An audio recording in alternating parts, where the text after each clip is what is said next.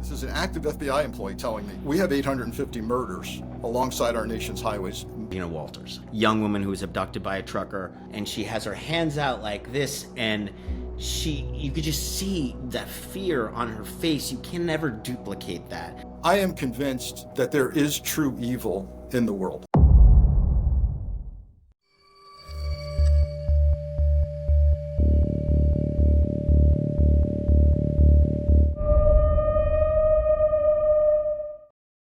Hey everybody, thank you so much for joining us today. It is great to have you all back. And for those of you who are new to the podcast, my name is Josh Zeman. I am your host. I'm a documentarian, crime junkie, and curator of all things Sinister. Now today on our show, we are talking with Frank Figliuzzi. He's a former assistant director of counterintelligence for the FBI. He served 25 years as a special agent, and he's worked on some unbelievable cases, most notably the anthrax case. But now he's the author of an eye-opening new book called Long Haul, Hunting the Highway Serial Killers. So let's get into it. Well, it really is an honor. You are the FBI's former assistant director for counterintelligence, correct? Right. You served 25 years as a special agent. You've worked, by the way, some unbelievable cases that have come across my radar in all of my work. The anthrax case, unbelievable. And I can't tell you how many times we still, as a documentarian pitching to networks, everybody's like, what about the anthrax case? What about, we always come back to the anthrax case. Do we know everything about that case? Well, clearly we don't know everything. Sure. There is general consensus that the subject, the right subject, was eventually identified. Correct. But getting there was pretty ugly. And the inside story. So specifically, I was the on-scene commander in Boca Raton, Florida, for the hazmat evidence collection effort. No, it's the largest hazardous materials evidence collection effort in the history of the FBI. It's the first murder by anthrax in the history of the United States. And the forced coming together of public health officials like the Centers for Disease Control and their amazing epidemiologists, real kind of detectives themselves, and law enforcement is a story to be told. But you've given me idea. Maybe you've given me an idea for my next book. Let me tell you, again, like I pitched to CNN, Netflix, we're always like, the anthrax story, I don't feel that I know enough of what happened in the anthrax story. And having lived it, as in New York, and I was on a movie set and some guy walked up in the middle of the movie set. There were two cops, like basically movie cops with us. And he's like, I touched something. And pretty much 15 minutes later, we were shut down, and it was just nuts. Yeah, the white powder scares were everywhere, and so much time was spent responding to those scares. Yeah, and I don't want to get away from Long Haul, which is a fascinating book, but just to have you here is really an honor. Knowing then, now, and then seeing COVID happen later, it must have been such a surreal moment for you. Yeah, throughout my FBI career, as you said, 25 years, I've been in numerous tabletop exercises, some beyond tabletop, some actual field exercises involving the possibility of a potentially deadly virus or bacteria, or God forbid, biochemical attack, and how the country would respond to that, and the role the FBI would play in that. And so when COVID came on the screen and people were in Washington were saying, this is unprecedented. We don't know what to do. We don't have a playbook. No, there is a playbook. There is a playbook. And I think, one of the concerns I have moving forward is with such significant changes being made in our public health sector in Washington with regard to Health and Human Services, Centers for Disease Control, and new people with new thinking. Coming onto the scene, I get really concerned about our ability to respond swiftly and effectively to another pandemic or epidemic. I mean, can you imagine if anthrax white powder scare would have happened in today's world? There would be, I fear there would be widespread denial. We'd break out into a political debate over whether it's real or not. Yeah, Who did it? Was it the liberals? Was it the far right? yeah, Right? And meanwhile, people would be in great danger. yeah. Our ability for resilience and to defend ourselves and come together as the nation did after 9/11, Hmm. I fear is severely degraded. Yeah. Well, I'm sorry to go off on a tangent there, but let's talk about something different. I'm leaning over to grab my dog earmarked copy of Long Haul. First of all, congratulations, Edgar Award nominee. For those who don't know, I'm a big fan of the Edgar Awards, big fan of Otto Penzler. Yes, Interestingly enough, they do a great job. Very, I had the honor of, as you say, one of the few nominees for Best True Crime, and their award ceremony was like being at, a Hollywood movie awards. It was well done. it's funny because my dad was a treasurer of Mystery Writers for America for many years. So I grew up literally as a child going to these events. I met Stephen King when I was like 8 years old at Otto's bookshop upstairs. Stephen King taught me how to make fake blood, and so it was a great event. But I think the Edgars are a little bit unknown, in terms of, well, they are getting the cachet, but for me, I always that they're my secret. I always go to the Edgars and say like, "What's the true crime books?" That's where the cool Yeah. stuff is. The quality of the authors and their writing is unbelievable. And I, went into this thinking I was a long shot, but after then I started reading some of the competition, Mhm. and I was like, uh-oh. And then, the actual winner, um, and the book is called Infernal Machines. It's about the history of bombing in New York City. It's really interesting. But I read That's a that. fascinating story. Yeah, I read that and I went, yeah, this is good. And he ultimately won. So fine with me. And then more recently, I traveled to London I was on the short list for 4 awards Wow. with the CrimeCon UK Hmm. folks, and came in with I call it first runner up. It's called highly commended Oh, there you um, go. for, That's very British. yeah, yeah, that's right. The Highly thing, commended. That's is oh, when you're sitting there at the ceremony, and there's a lot of different awards, so it's a long ceremony. You start to catch on that when they're about to announce the award and they go, but first, we want to give the highly commended award to Joe Smith. He's like, okay, so Joe Smith did not win, did he? So I heard that with me, yeah, okay, yeah. so I'm first runner up. Okay, I got that. So, but I think you did hit on something, which was your book. You didn't think was going to tap into something, but it did. And what is it about highway serial killers? What do you think tapped into it? I mean, please, your book went into what, 3 printings It did. immediately? Yeah, 3 printings right away. That's Yeah. fascinating. And now out in paperback. And that's just a recent development.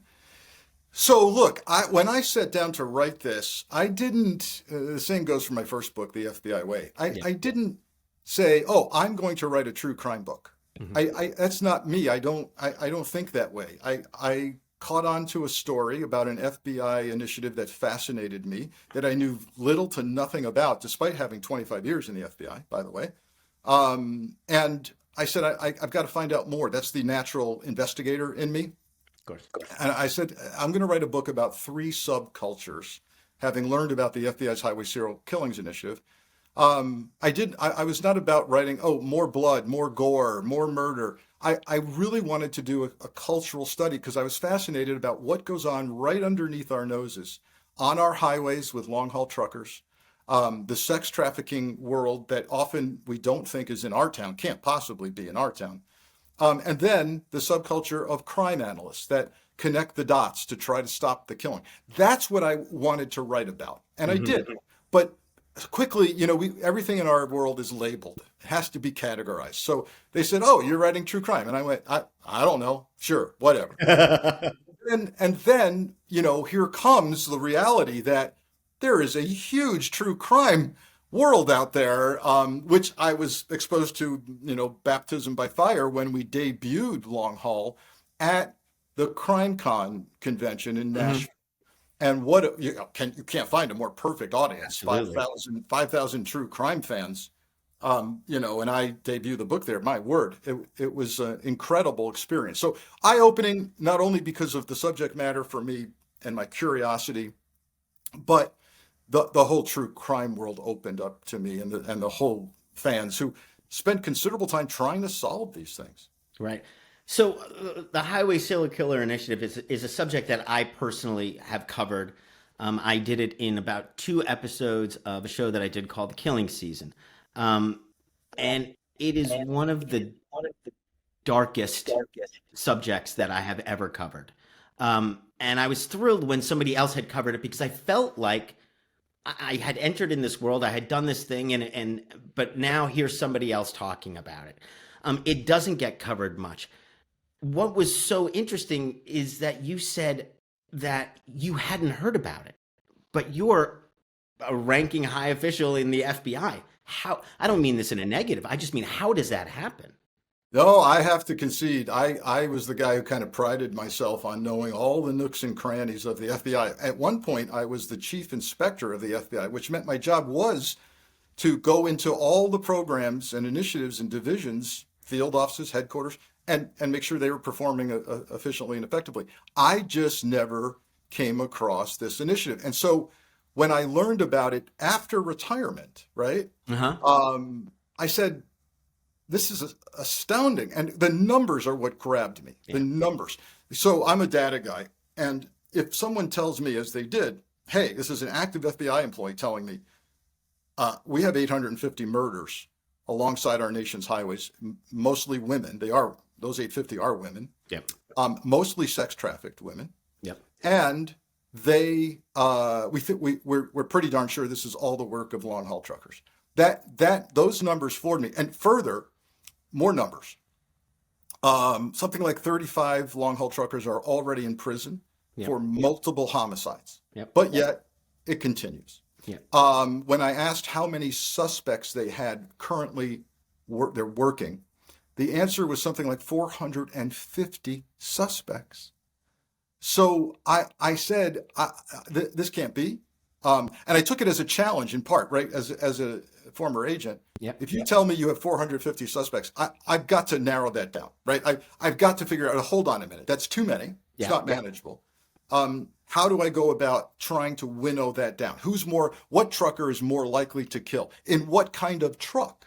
Hmm. Right? And this whole world opened to me of caste system within the long haul trucking community. There's very different kinds.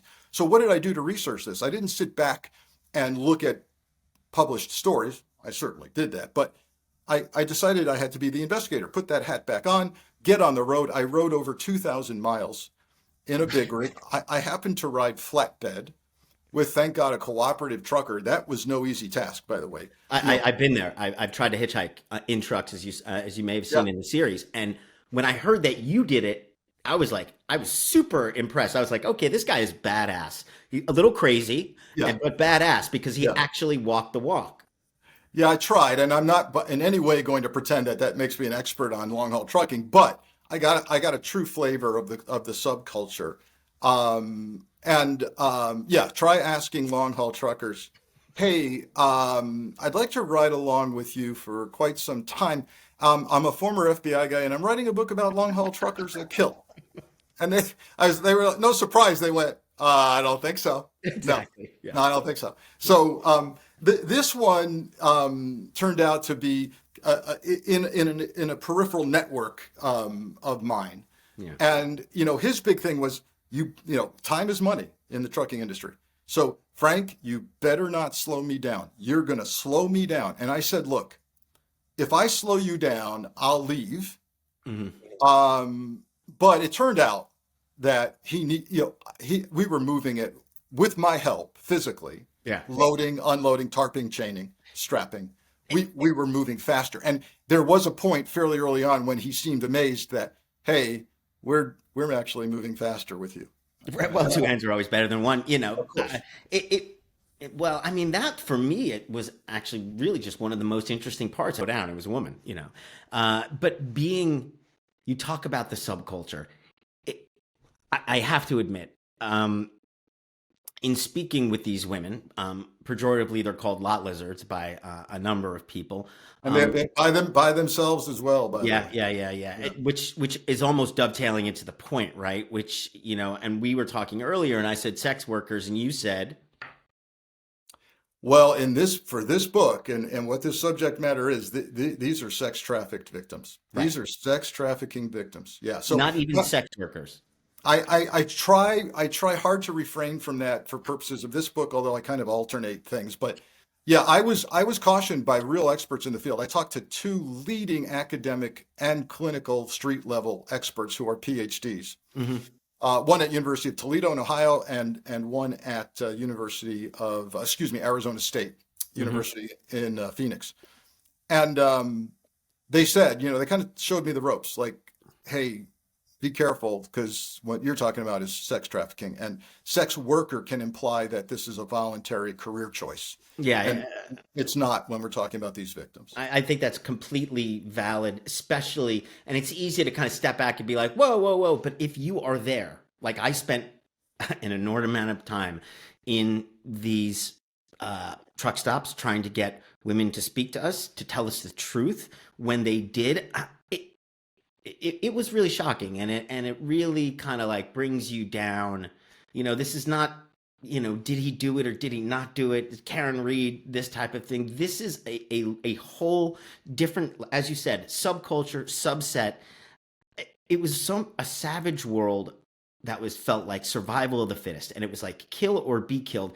And it is, people don't understand. It is something to be speaking to a person, a woman, and chances are she may not be alive in 6 months later. Not because of serial killers necessarily, but because of the drugs, but because of the conditions, everything that's involved. This common experience and this observation. I have to tell you, 25 years in the FBI, I've seen horrendous things. I mean, at one point in my career, I supervised a crimes against children squad in San Oh, Francisco. I mean, that is amongst the worst thing humanity can ever do. yeah. But there was a professional approach that I tried to stay unemotional about that work. This thing, sitting across the table from a woman who has been raped countless times, beaten countless times, lost teeth, broken bones, pimped out, really held as a slave at one point. And then the drug addiction and the trauma upon trauma upon trauma. I Mhm. found myself tearing up. She's sobbing, telling me her story. I'm starting to tear up. And yes, the story, the second culture and subculture in the book, we've got the truckers, and then comes the sex traffic victims and the study of how they got there and who they are. And I had to cast aside any preconceived notions that, oh, I don't know anybody who would ever fall into the trap of trafficking. I don't think that happens in my town. Look, I talked to a woman who went to college, white, blue eyes. This is somewhat bright. Yeah, yeah, yeah. Um, yeah, it can happen to anybody if the right set of circumstances is there. And those circumstances often involve early childhood traumas that are stacked up on each other, frequently unwanted sexual touching or worse Hmm. at a younger age. Yep. Then family traumas. There might be hospitalizations, divorces, suicides, the death of a sibling or loved one. This just keeps piling up. I call it the tower of trauma. And as I would speak You know, before getting into those guys, you did find some success stories. Whether it was Oklahoma or whether it was like Albuquerque, and you had done some of the same things, which is like I was looking at these offender like flyers that they would send out, and these flyers they would be like, be careful of getting into this guy's truck or this guy's car. Look, when you open up the door, look on the door handle, see if there is an inside door handle, because sometimes they take the inside door handles off. Sometimes they glue glass on the inside of the door handles, like all these. And I was just like, oh my God, what is going on? Like, so it was really disheartening to be doing this in my life, but I still did it. And because these stories needed to be told, but you did find some success stories. How it seems like you get so low in that food chain, in the survival of the fittest. How do you get out? How did these women get out? So I'm glad you mentioned this. It was not my goal to write a book that was so dark that there was no hope offered, no light offered. And I did that in my book because I wanted particularly victims and victim families to understand that you can get out of this. And there, so success stories for me cut across not only the victim community, that they can not only survive but thrive. Again, language I learned from professionals. They call themselves survivors and then thrivers. Right. And thank God I featured two thrivers in the book. It's not that their trauma's gone, but rather they've somehow risen above it and made it. That's success stories within the victim community, but also, and in fact, two women I talked to help run resource centers for women who want to get out of the trafficking trap. So phenomenal stories. But also I feature success stories within the trucking industry. So for example, Truckers Against Trafficking, now known as TACT, trains thousands of truckers on warning signs and indicators of trafficking. Who better to be eyes and ears of anti-trafficking on the road than long haul truckers? And they give awards every year to hero truckers. So that's a success story. And then near and dear to my heart, law enforcement success stories. And the bottom line there in a nutshell is partnership with private sector agencies. So the idea that hopefully is long gone, that a trafficking victim is a criminal, because she's committing quote unquote prostitution and therefore deserves handcuffs, is the exact wrong way to approach this. What happens when you lock up these young women, often very young, and they're pimped, is the pimp shows up to bail them out and once again becomes the hero in the eyes of the woman, right? Worst thing you could do. And she's never going to share intelligence with the police if she knows the pimp is going to rescue her and or beat her. And the only source of food, drugs, shelter is that pimp. So you got to break that by actually coming alongside. And in my FBI career, when I was head of the FBI in Northern Ohio, we had started an incredible relationship with our victim witness program and local and county police and sheriffs, particularly in Toledo, Ohio, where there was a huge international or national trafficking problem. And you say, wait a minute, Toledo, Ohio. Well, Ohio's huge, right? Ohio. Well, it's the intersection of multiple interstate highways, right? A major train system and a major bus system. Yeah. When you have all of that and proximity to Detroit, when you have all of that, you have generational trafficking, generational families of pimping, generational families of trafficking victims. Right. And so the success story there with Lucas County Sheriffs, with Toledo Police, of saying, yes, we will try this. We will try the approach of saying, you're not under arrest tonight. Over here is a social services person who's going to provide you what you need. What do you need tonight to walk away from this? Right. That's what I was saying. It was the choice for the victim to embrace law enforcement at that point, right? And basically immediately go into some kind of support services where, because that was that step that was missing. I would see these women, but very rarely, but it would happen. There would be like one of those support trucks, it's like a support, a flatbed almost. And on it was like a place where people could go in and get support. And that was like, I was like, oh, but those are few and far between. Yeah, the same thing happens, very successful in Phoenix, Arizona, where the police are totally on board with these private organizations. And so what we see there is only when you build that trust slowly with the social services folks and you realize the cops aren't always here to arrest me, and you get them away from the pimp, then here comes the intelligence gathering. They're more willing, of course, to then speak. And what you learn is fascinating. So in the Toledo area, we started learning, yeah, we get travel, we get sent out to national political conventions, Yeah. national fraternity conferences, Oof. Super Bowl from Toledo, Ohio. Yeah. And that resulted in takedowns of major trafficking organizations. I'm going to ask it, may not be a dumb question, but it seems so obvious that this is the way to stop it. Why don't more police departments just across the board accept that?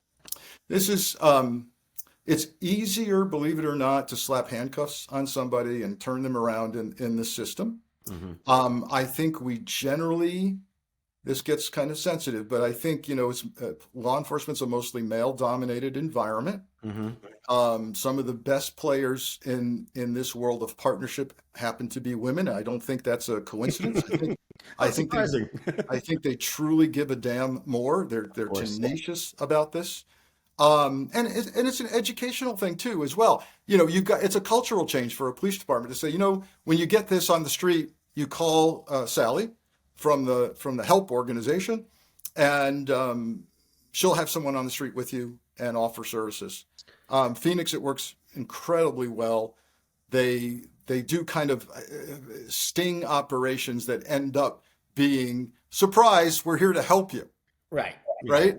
And literally in that hotel or in that church that night, they go, what do you need? Drug rehab? We have that over here in the corner. Hmm. You could talk with those people right now. What do you need? Infant food and diapers for your baby? We have that right now.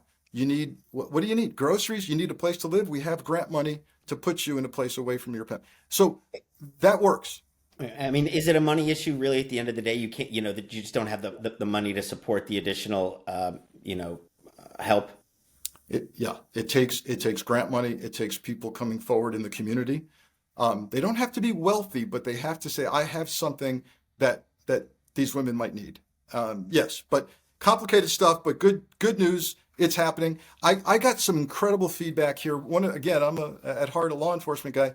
I had law enforcement agencies call me and tell me they read the book. They get it. One of the most surprising things was a county sheriff in the department in the South who said, the part you wrote about where the recruitment for trafficking starts in the jail. Yeah, the bottom. Right? Yep. The bottoms who get arrested will start recruiting. Oh, when you get out, come call me. You can stay at our place. Um, I'll put money on your jail account for, cigarettes or whatever. Um, they didn't know that, and this particular department surveyed women in the jail and said, "Is this happening here?" And it was happening in spades. And some of the inmates said, "Yeah, of course it's happening. Here's eight recruiters right now." Right. That's Yes, crazy. yeah. We've talked about the victims. I'd like to flip over a little bit.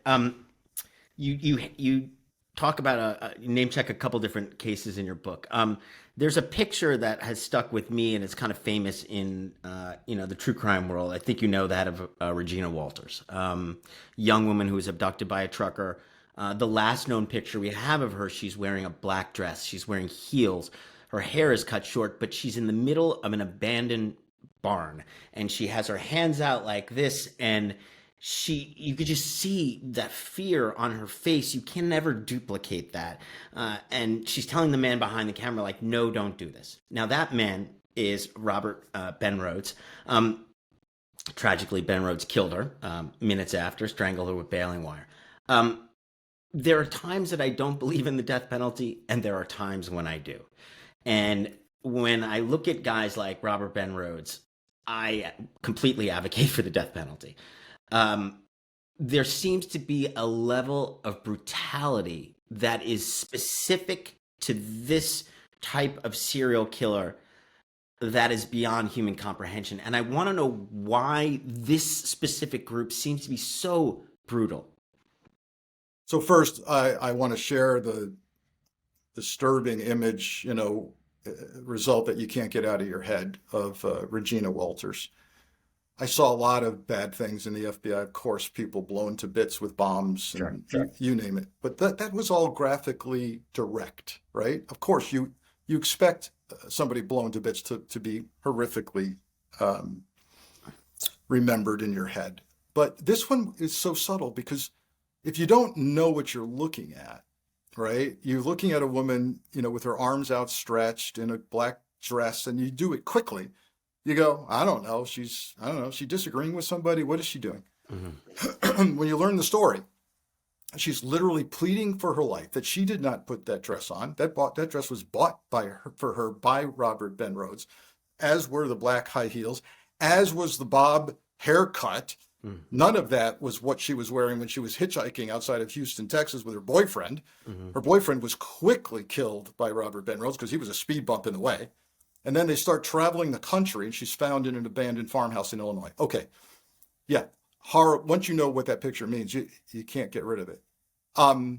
Why so much graphic, brutal violence in these murders, which murders in themselves, of course, violent? Couple of thoughts. One, I am convinced that there is true evil in the world. It's something I've seen over the years. It's not. I don't fall into a trap of saying that all people are, all people who break the law are evil, or anybody who kills is evil. We overuse that term today. Sure. Believe me, we call people who we disagree with politically evil. But Robert Ben Rhodes, evil. Now, generally across the board with serial killer truckers, what's going on that makes them act out like this? My theory from some research I've done is there's a real problem with the mother figure in their lives. Either an absent mother and or an abusive mother. The father might be abusive as well. There's some dysfunction. And so I believe that when they decide to act out against these women, raping, torturing, killing, that I don't want to oversimplify this, but in many cases, I believe at its core, they are acting out against a female figure in their lives, and bitterly and angrily as well. Now, combine that, right? Because there are many people who have, that we all know, who had horrific childhoods, absent mothers, abusive, and they're productive members of society. But now we've got to start from the beginning here, chicken or the egg, and I address that in the book. So when you get those factors that I just described and combine them with what is likely significant mental health issues, now you've got a recipe for brutality. And remember the chicken or the egg question. Do serial killer truckers get attracted to the long haul job because they think they want to kill and it's a nice way to easy way to do it? Or do they get hired in a very isolated, introverted is a kind word. Yeah. They know either consciously or subconsciously, they don't function well as a team or in society. Right. And when they realize, hey, there's a job where all you have to do is get from point A to point B all by yourself and really not interact with any human beings, they're attracted to that like a magnet. And then I think the light bulb goes on, whereas all of their dysfunction, all of their anger, can get played out. And they realize there's some point where they go, I could get away with almost anything in this job. And I am driving a perfect mobile crime scene on 18 wheels. And we say this mobile crime scene a lot. We said, I've said it back, 8 years ago, mobile crime scene. But I think you kind of hit the nail on the head. It's like they're drawn, but then this job specifically almost just slowly cranks the dial.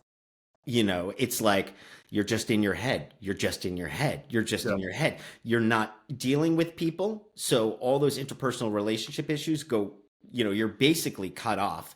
And then, so it's just interesting. It's a double beat. It's attractive, but then it just ends up adding so much fuel to the proverbial fire. Totally so. And I've had experts say, just as with the trafficked victims, that if they don't have mental health issues at the beginning of their journey, right, exactly, right, you're going to have them at the end of the journey or in the middle. Yeah. Same goes for the drug addiction factor, by the way, both with truckers and with the women. Yeah. Um, and then I have to get into the, I address that detail of, okay, are there different kinds of trucks and different kinds of truckers that lend themselves more to this environment of killing?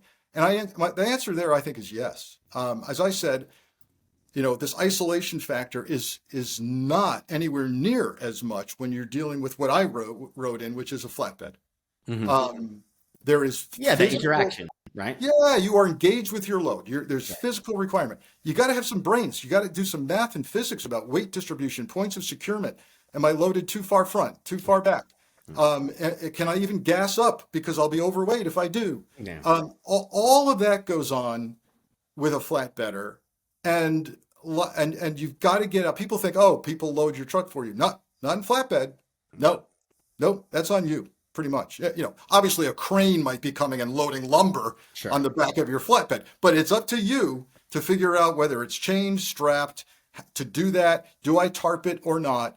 And it's all physical labor and lots of, I was surprised by the social skills that the driver I was That's what I was riding. going to say. That was surprising to me because my patience, I mean, on day one, my patience was wearing thin with getting in a line in a queue of trucks and trying to look at your watch and go, am I going to get loaded or not?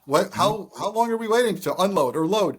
And he was like, look, it's part of the job, man. It's Yeah. part of the job. Yeah. And then his ability to schmooze people and go, hey, how you doing? Can you put the load a little farther back or not? Or really impressive. That does not happen in what they call the other end of the spectrum, which are dry vanners. Load me up with paper towels and I'll drive to California. Yeah. Let's talk about something else that I know you're interested in. I am too. I had the supreme pleasure of speaking with Greg Cooper and interviewing him for our series and talking with Greg about the VICAP program. Tell us, please, about the VICAP program. And I assume you did know about the VICAP program. Of course, yes. And that is, for those who don't know, Violent Criminal Apprehension Program. And what I found, though, is that there are a lot of people out there who think that VICAP is the Highway Serial Killings Initiative. And the answer is not really. And by that, I mean many police officers do not even know of the existence of the Highway Serial Killings Initiative database. So it's a separate database that sits within VICAP. Right. And so many crime analysts out there don't even know it exists. And it truly is a garbage in, garbage out situation. The FBI can't help you if you're not loading your unsolved cases. And specifically, so VICAP is for violent crime, lots of unsolved murders in there, and really connecting the dots happens a lot. And algorithms now are getting smarter and smarter. So yes, we had that same methodology of death. We had the same red car. We had the same knot that we found around somebody's neck 3 years ago in Mississippi.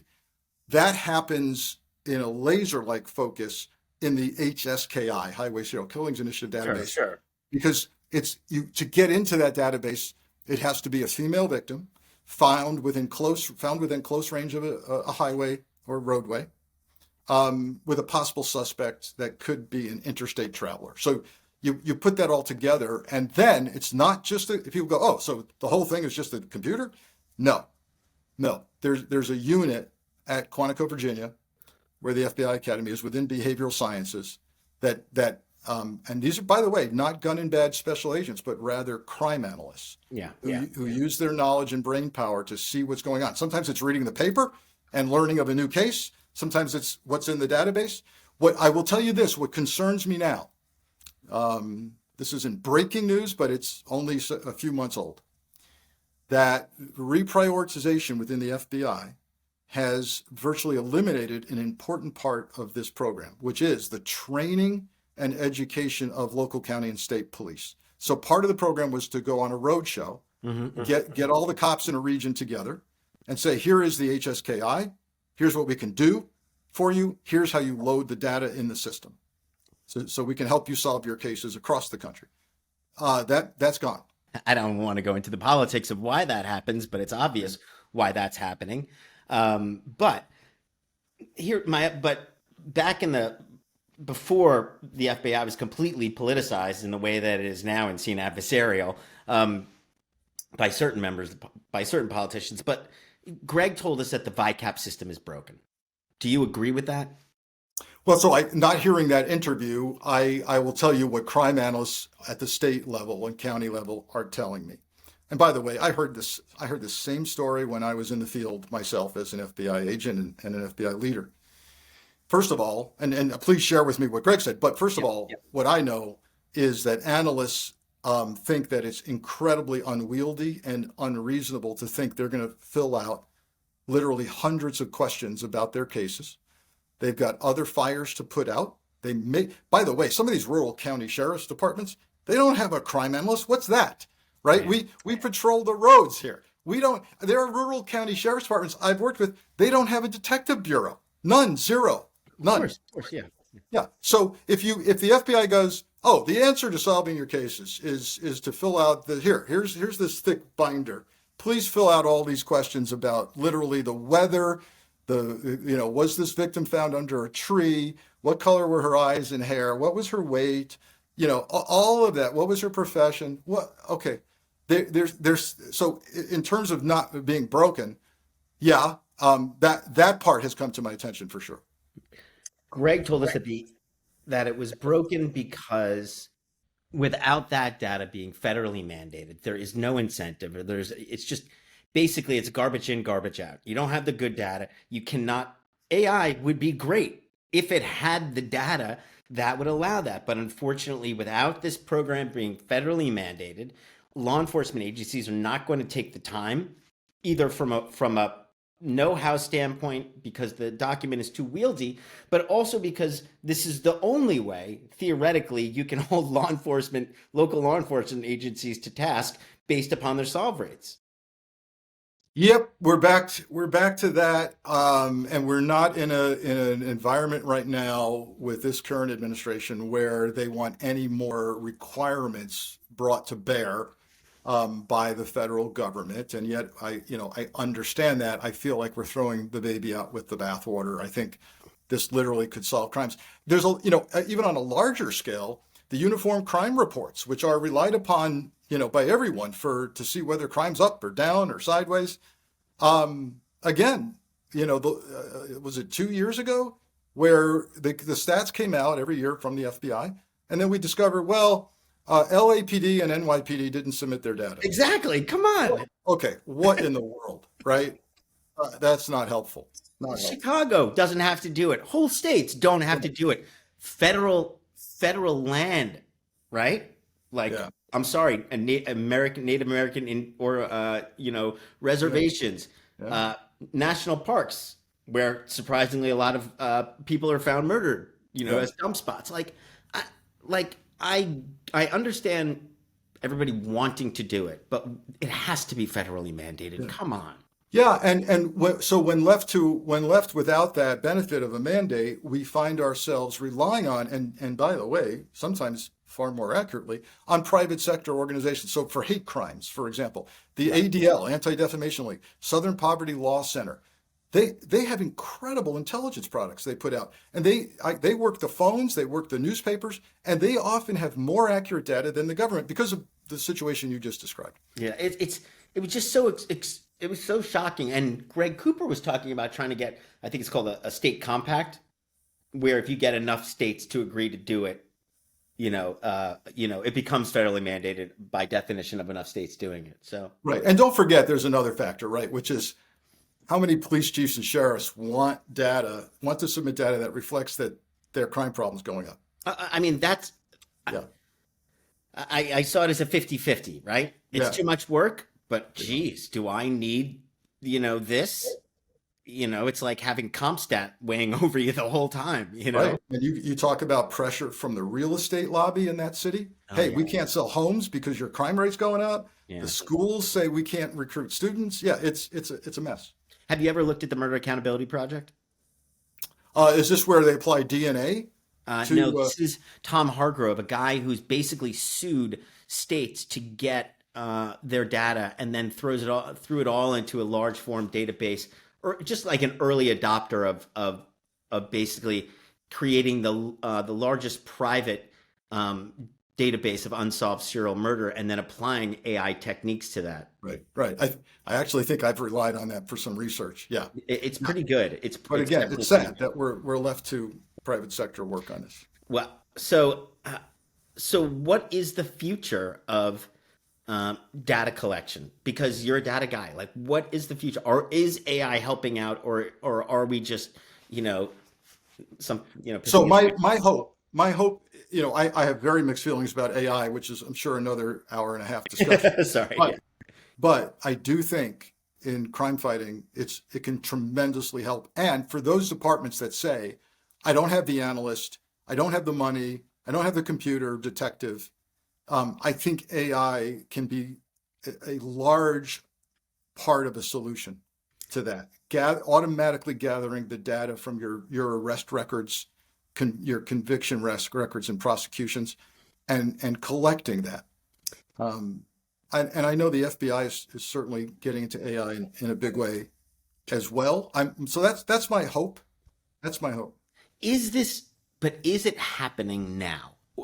I basically, what I assume is that the public sector is way far behind the private sector when it comes to implementation of AI, of Yeah, this data. yeah. But I would assume that there would have to be some initiatives out there where people are hard. I mean, Watson was, there were people originally when Watson was coming out thinking that this was going to be, but I would have to think that there is at least somebody on the public sector side, at least in the FBI, who is applying these techniques to see and seeing, and there's got to be some fascinating results. So great question. This still costs money, right? Is it better invest the software and applications involved still cost money until we figure out a way around that.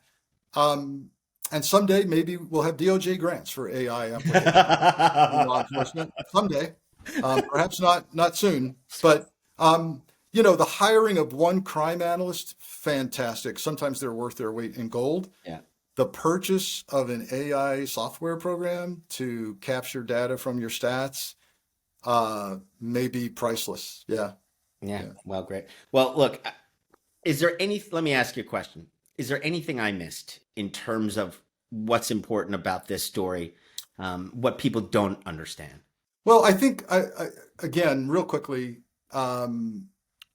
if you think that trafficking can't happen in your town, you're wrong. It can.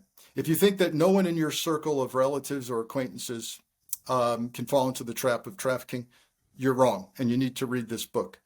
And it gets me to the next area that we need to think about, not what's happened, but what's about to happen. And that is already these crimes are going online. Now, when you say, what do you mean? People are killing each other online? No, I mean that the days of a lot lizard plying her wares, walking physically through a truck stop are virtually over. It's not that it doesn't happen anymore.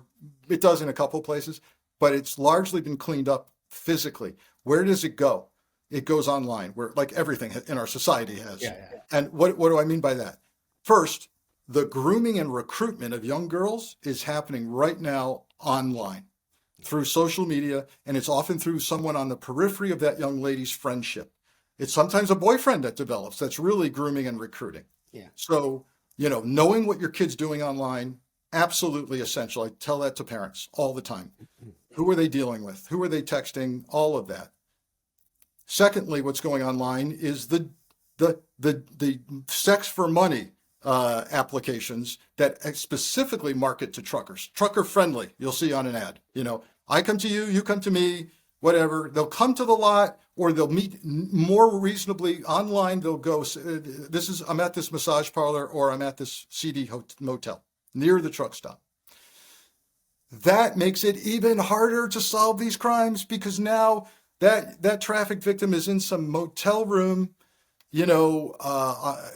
some bad shady place, and here comes the driver, maybe in his own Uber, maybe he walked, maybe it's just he disconnected the trailer and it's just the cab of the truck, and now we don't know what happened, and this is making it very hard. So the future of this is online. And then I posed the question at the end of the book, hey, trucking is moving into self-driving trucks. That was my next question. Yeah. Arizona and Texas, chances are pretty good that that truck in front of you is actually driving itself in an experimental fashion Jeez. with somebody sitting. Yeah, I know. Somebody sitting in the passenger seat to take over soon, and a follow car. But it's gonna happen. Yeah. And then people say, okay, if we don't need truck drivers anymore, where did the killers go? Where did the truck driver killers go? And the answer, online, online. Yeah. Yeah.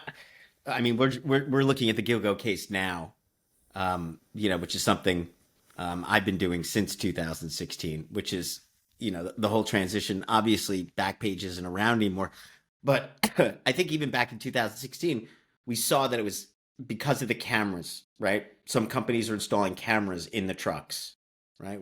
Oh yeah. So the more I get into this in the book, right? Which trucker, which kind of company more likely to kill? Yeah, if you're big time commercial, you are tracked.